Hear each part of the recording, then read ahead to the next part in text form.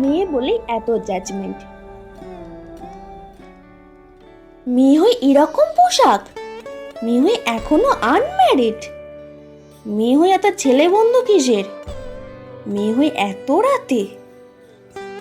মেয়েদের সমস্ত অদৃশ্য বিচারকদের জানাই প্রণাম।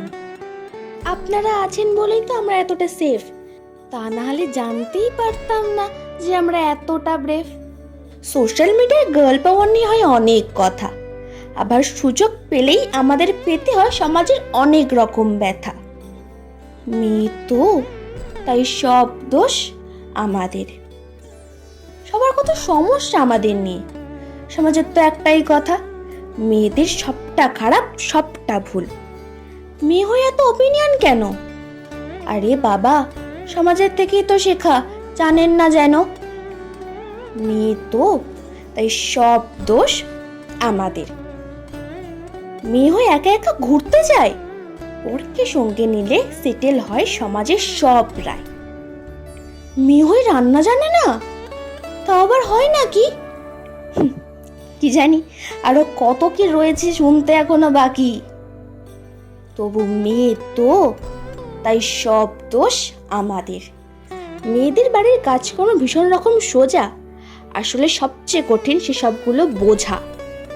ওয়ার্কিং ওম্যান, ম্যানেজার, এই কি অবাক কাণ্ড। আরে বাবা, মেয়েরা যদি অ্যাম্বিশিয়াস হয়ে যায় তাহলে হবে আপনাদের সব কিছু পণ্ড।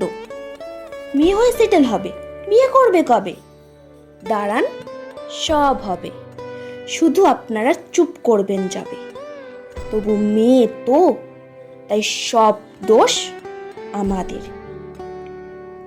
দেখতে ঠিকঠাক কিন্তু একটু রোগা, আবার মোটা হলেও দোষ, সবেতেই হাজার কথা হাজার ভাবে।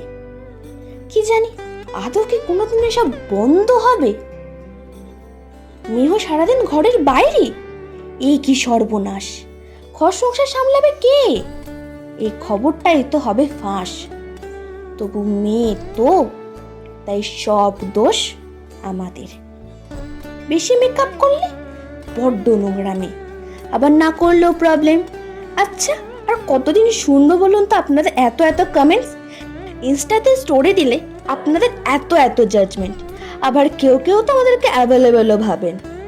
জাজমেন্টের কমেন্টসগুলো ছুড়ে দেওয়ার আগে ভেবে দেখবেন তো একবার আমাদের কেমন লাগে। তবু মেয়ে তো, তাই সব দোষ আমাদের। এত কিছুর মাঝেও শুনি কোনটা ঠিক কোনটা ভুল, এত কিছুর মাঝেও শুনি কোনটা ঠিক কোনটা ভুল। এবার একটু দেখুন না, আমরা বানাই আমাদের রুলস,